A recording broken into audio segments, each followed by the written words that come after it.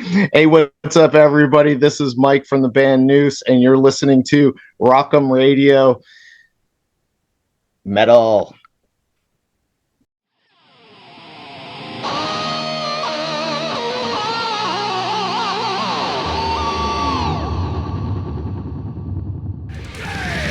You want a taste of this? Then closer! And if you want to risk it all, then Malibu party! Here is only mindset! Then closer! If you want all of it, then free up the burdens! How you doing? Hi, Mike. Yes, how are you? I'm good. How are you? Nice to meet you, Gino. Welcome to Rockum. All right, let's go. Excited to meet you. Thank you. How are you today? I'm doing well. Been busy. Had a couple interviews earlier. All fun. Really enjoy this, and just really appreciative of the exposure we've been getting and the way the new record's tracking. So just very thankful. Amazing. How are you doing, Gino? Not too bad. The weather, only the weather. It's raining and everything changed. Fall is coming or is here right now. And I'm still thinking summer, maybe. Yeah. You're up north there. Yeah, I'm here in Kingston, in Ontario, Canada. Yep. What's the temp like for you up there? 20s centigrade. Yep. So that's probably what, like 65, 70? Yes, yeah, you have different. Yeah, I only have the problem to calculate that. Yeah. Celsius. I spent some time up in Canada, and so I think that's kind of where you're at from a Fahrenheit standpoint. We have another person. I think maybe one of the other guys is joining, Mike Wilday. Okay. Yeah. So I guess we got a special guest here, Gina. Okay, beautiful. I love the surprises. Yeah, me too.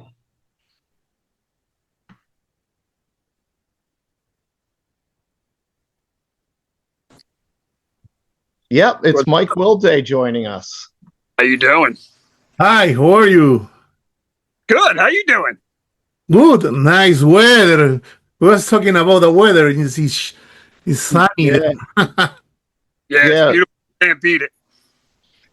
Gino, Mike Wilday, our other guitar player here. He lives in Jersey as well. We're all Jersey boys, and I guess it's nice. I haven't been out of this basement all day, so I couldn't even tell you. No, beautiful. It's like 74 degrees out here. Wow. And you can't beat it. There's clouds in the sky, but they're all broken up, but it's good. Fantastic, guys. Oh, the last time I went to New Jersey was like before that pandemic. Yeah. Yep. That's nice. I love New Jersey. Yeah, it's a great spot. It's very convenient, Gino. It's, you have New York City, you have Philadelphia, you have the beaches in Jersey. Really nice time of year to be on the Jersey coast. So we have a little bit of everything. We even have some skiing. We have mountains. They're not really mountains though. They're like hills. Yeah.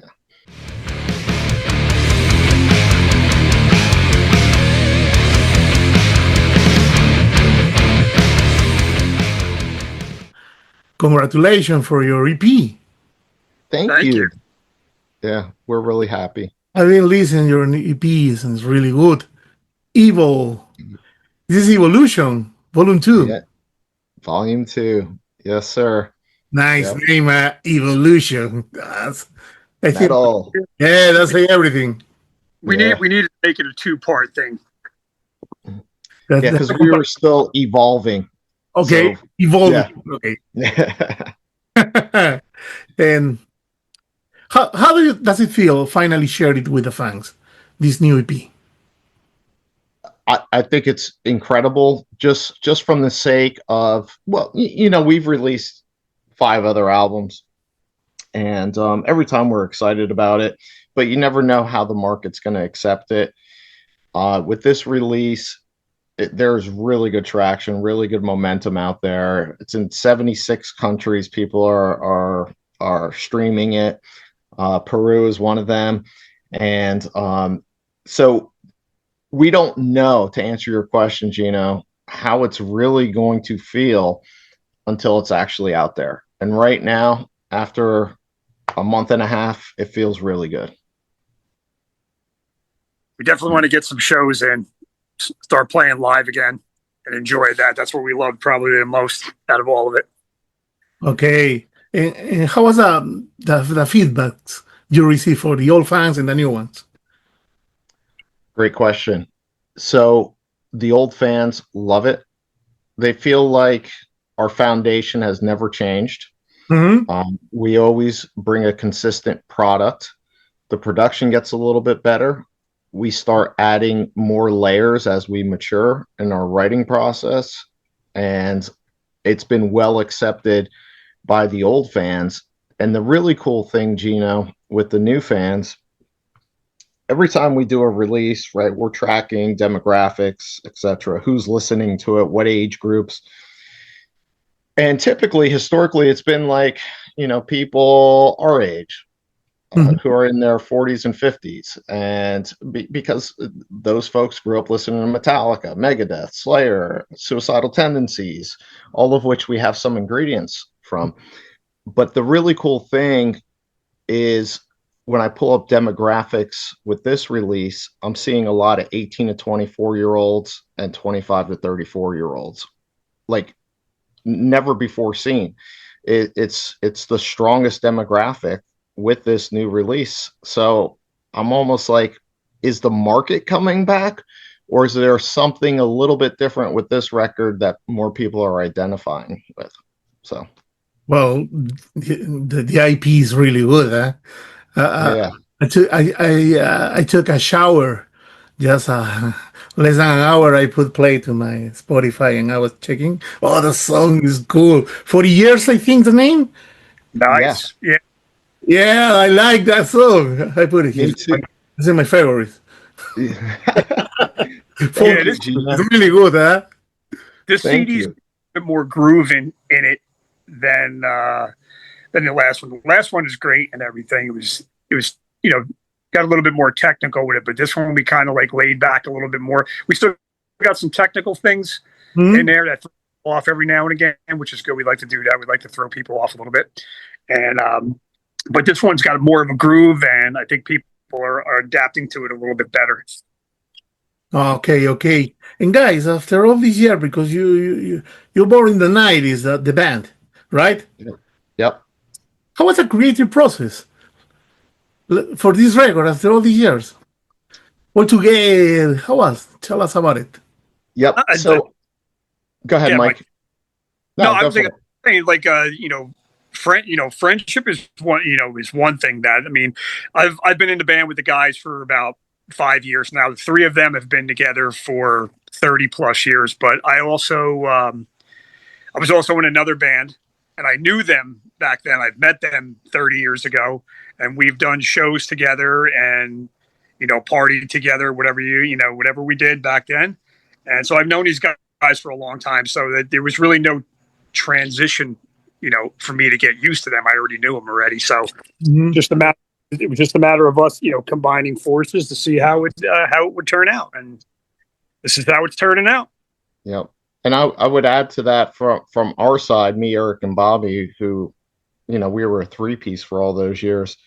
I would say nothing has changed, Gino, with the structure or the process of how we write. We get into a rehearsal room, we press record, a riff pops out of nowhere, usually while we're tuning our guitars or something, and we just run with it. The thing that is different with Evilution 1 and Evilution 2, since Mike's been in the band, is it's completely added a new layer, a new dynamic to the song. So, for instance, I'll explain a little bit. Not only like can Mike be playing one thing and I'm playing another thing, and it adds that depth. That's one thing. But historically, we don't record anything unless we could play it out live. So with me singing lead vocals, with me playing guitar, with me playing lead guitar, there are limitations, right? when you add that fourth person, that other guitar player in, now during the writing process, I have more breathing room. And I might be able to sing something a little bit differently than I could have possibly sang it before on the previous releases. I have more room from a guitar player standpoint. I don't have to be holding down every single note on the guitar.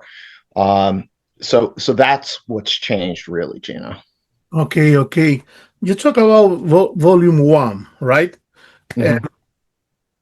What's new or different this time between volume 1 and volume 2?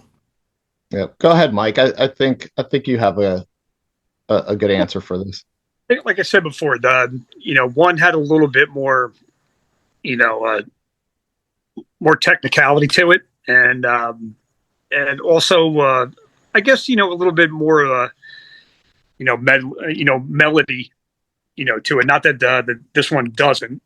It's just like I said, it seemed like this one is a lot more groove oriented, a lot more, powerful, raw, and everything. And I think maybe, in my opinion, for the future, we want to try to just get both of them on the next one, and just kind of mix them up together and you see what comes out. But then, I mean, we got some other riffs that we're working on right now, that are just as brutal as the ones that are, on this album, but some of them are even more technical than the first. Yeah, I would say, to add to that, Mm-hmm. I would say, and Mike, would you agree? I'm just curious because I'm really just thinking about it now. I would say more hardcore influence on this one than on the last record, whereas last record was more speed metal, grip and rip kind of thrash. This has that. Obviously, Concrete Shoes is just like that. But I would say there's more of a hardcore influence, like a Biohazard or maybe like an Agnostic Front kind of feel to it. Okay. You're Mike and Mike, right? Yeah. Mike LaMastro. You're Mike Wilday, no? Right? What? Mike Wilday. Wilday, right? Wilday Jr, correct? Yes. Yeah. Okay. Just say no. Who's Mike? Mike. Okay, and now I know. Yeah. We're Mike in stereo. Yeah. You're the second guitar, Mike. We are both guitar. Yeah, you're the second one. You're the first one. Okay. NUSE started back in the 90s, correct? Okay. Correct. How has the band changed through the years? Great question. So when we initially started, we were a 5-piece. Okay. 5-piece. With 2 guitar players. Eric and Bobby have always been bass and drums. They're twin brothers. And we had a singer, a front man. And what we realized was our other guitar player wasn't that great. Mm-hmm. So we kind of cut him out of the band, and I was just playing guitar. And then the singer, we were looking for something more aggressive, I would call it. So actually, for a short period, we had a guy by the name of Georgie. He was over there in Indonesia. He was a death metal singer / guitar player. Okay. So we're like, perfect fit. But then in 1996, he ends up going back home to Indonesia. We're in search now for a singer and another guitar player. So I told Eric and Bobby, I'm like, look, I'll just run with this for now. I'll figure out how to sing and play, and we'll just do this until we could find really good quality, right? We don't just want filler in there. We wanted to cut off the fat. Couldn't find anybody, Gino, and not with the same kind of focus, work ethic, and mindset. It was really challenging. But then we started to evolve as a 3-piece, and we said, you know what, we're just going to keep it like this. And I just ran with, all the guitars and all the vocals, put out Hung Well. We were a 3-piece. That was in 2002. That was our first record. It got picked up by No Joke Records out in California in 2005, re-released. Then we just started putting out records until Mike got in the band in 2020, and now we've been a 4-piece since 2020. So Wow. that's the evolution of it.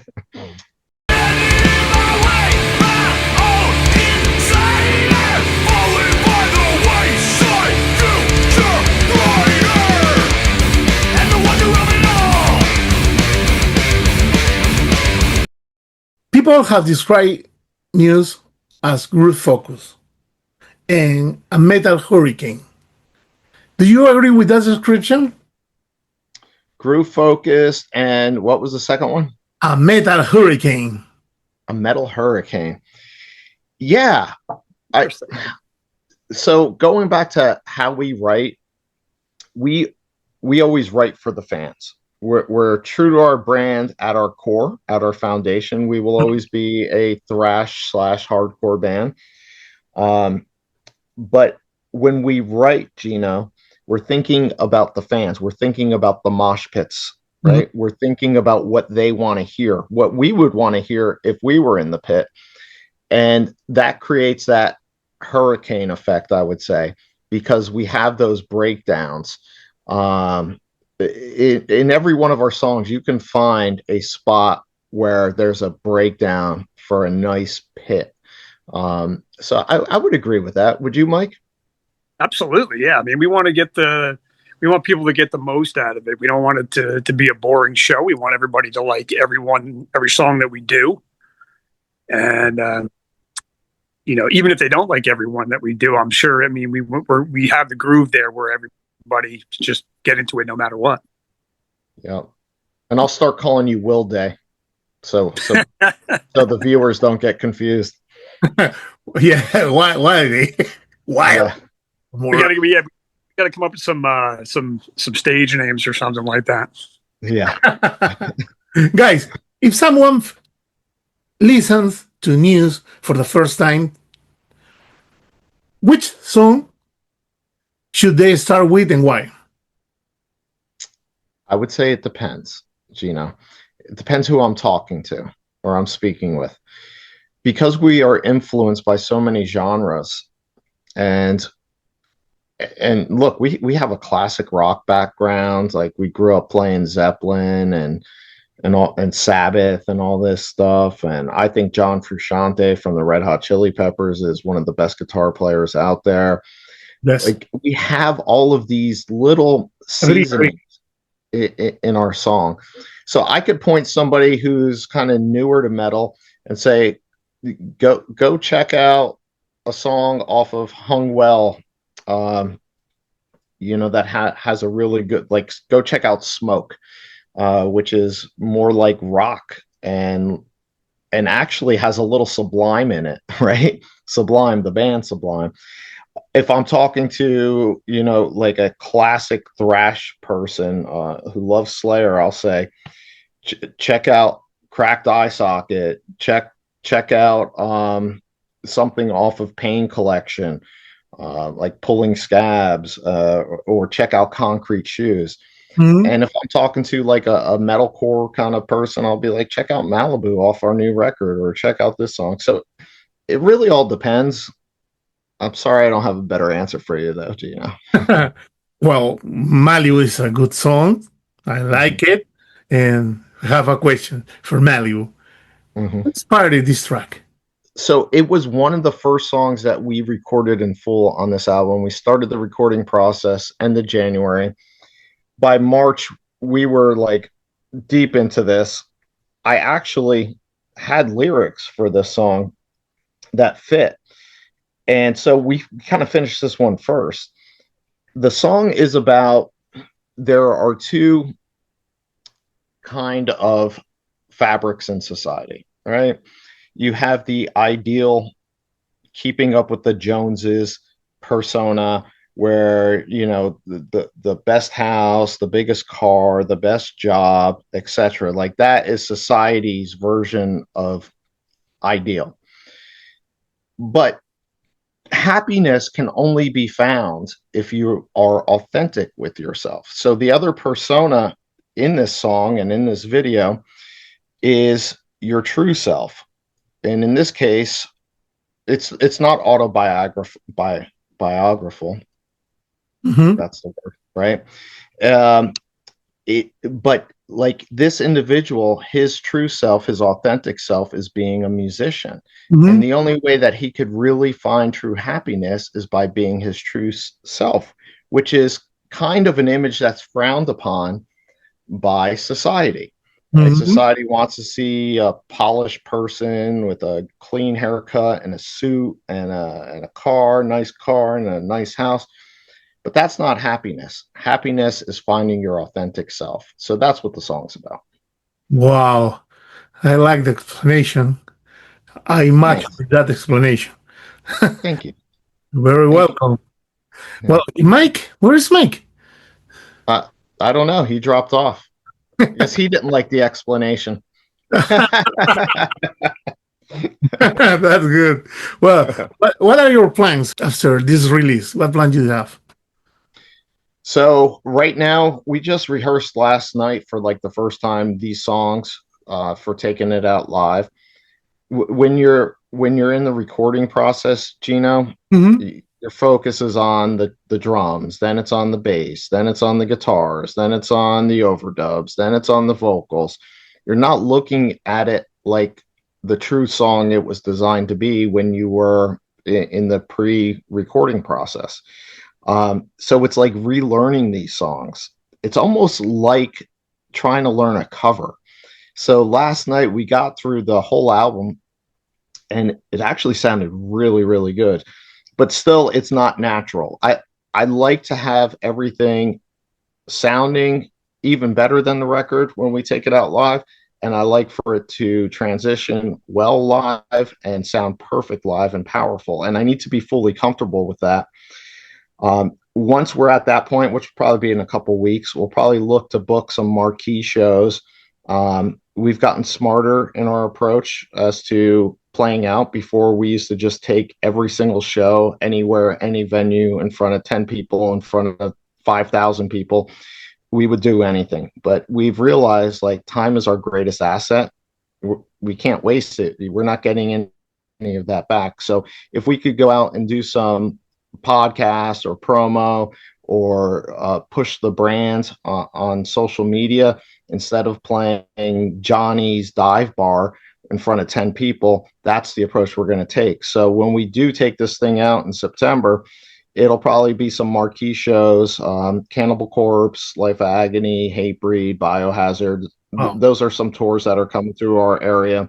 So we'll probably jump on some of those shows. And then we'll probably arrange like another 8 to 10 shows from now until the end of the year in different local markets, as long as it makes sense. So that's been our approach. So albums released, it's doing well on social media. It's the market has received it well. Now we're in rehearsal mode for getting this thing out on the road, and we'll probably do anywhere between 8 and 10 shows the rest of the year. Wow. Hey guys, can you hear me? Yes, Yep. yes. I had some issues. Sorry, Happening. Yeah. it just the Don't feed crash, just cut man. out on me. No worries. That's okay. Yeah.